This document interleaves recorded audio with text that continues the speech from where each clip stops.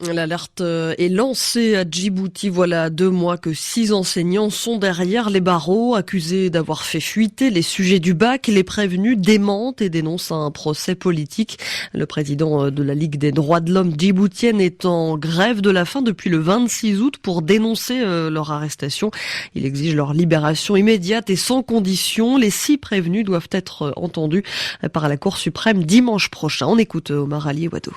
Nous sommes très inquiets parce que l'un d'eux s'est évanoui au 3e jour de sa grève. Il s'agit de Qassim Abdelrahman Mohamed. Et les autres aussi sont dans un état vraiment grave, critique.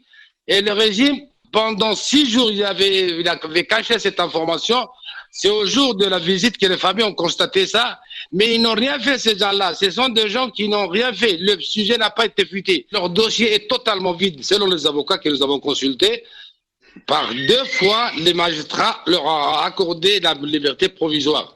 Mais les politiques ont refusé à ce qu'ils sortent, ils sont maintenus. C'est pour ça que je les appelle détenus politiques. Omar Ali Wado, président de la Ligue djiboutienne des droits de l'homme, il était interrogé par Léa Lisa Vest.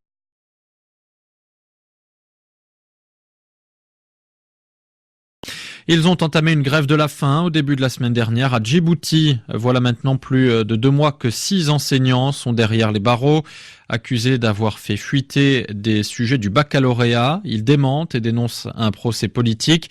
Et alors qu'ils doivent être entendus dimanche prochain par la Cour suprême, Omar Ali Ewado, le président de la Ligue des droits de l'homme djiboutienne, s'inquiète de leur situation et demande leur libération immédiate et sans condition.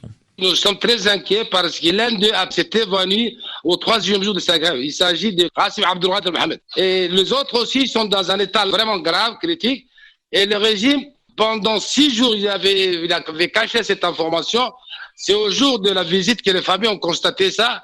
Mais ils n'ont rien fait, ces gens-là. Ce sont des gens qui n'ont rien fait. Le sujet n'a pas été fuité. Leur dossier est totalement vide, selon les avocats que nous avons consultés. Par 2 fois, les magistrats leur ont accordé la liberté provisoire. Mais les politiques ont refusé à ce qu'ils sortent, ils sont maintenus. C'est pour ça que je les appelle détenus politiques. Le président de la Ligue des droits de l'homme de Djibouti